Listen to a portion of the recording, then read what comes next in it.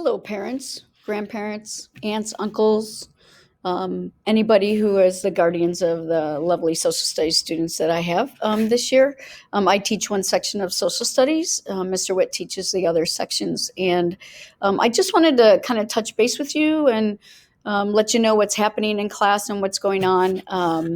And what we've been doing so far. So what I'm showing you here is the HyperDoc, or our weekly calendar for the week, and this is the week of October 5th through 9th, so it's this current week.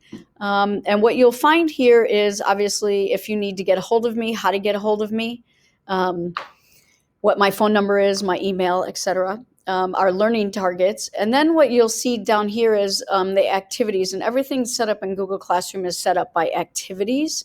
I know the first week it was crazy. The week 2, things were all over and they were hard to find. And it took me a little bit to figure that out in the placement, but I think we got that now.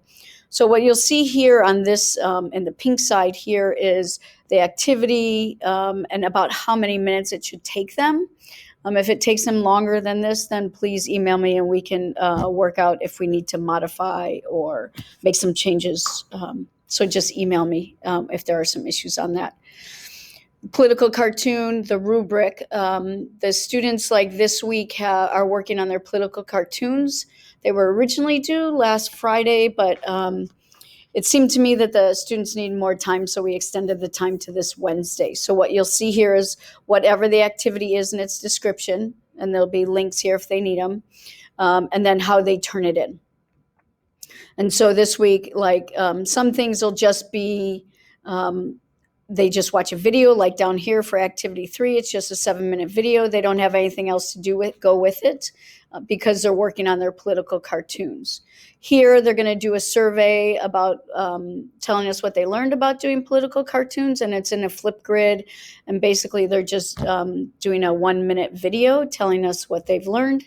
And then as you go down, you can see. And so the rest of the week, we just have catch up because it seems like we have some kids that are struggling to get all their assignments in. So we're just allowing them some extra time. So if they need to catch up, they can. If they're all caught up, then they can just relish and relax for the day.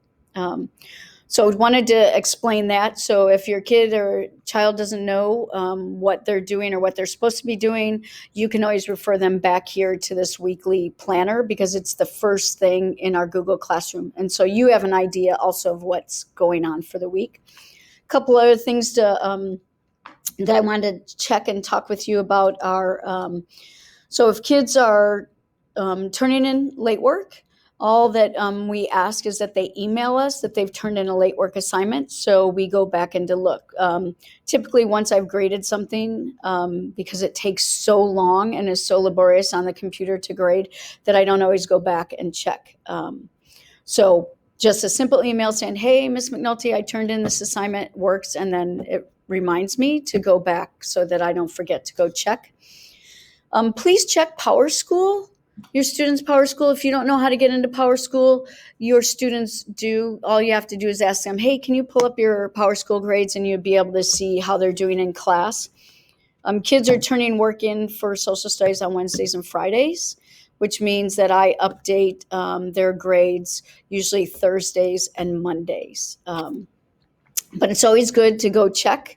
I have students who are talking to me all the time saying, hey, I turned this in and I didn't see it in there.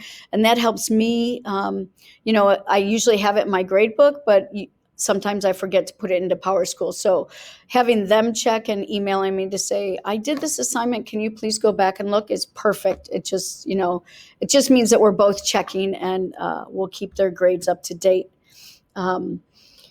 I do know that in the next couple of weeks, we're going to start talking about the French Indian War and the 13 colonies of New England. So that's where we're headed. So we're out of the political cartoons and we're going to start going into the Reconstruction era in the United States.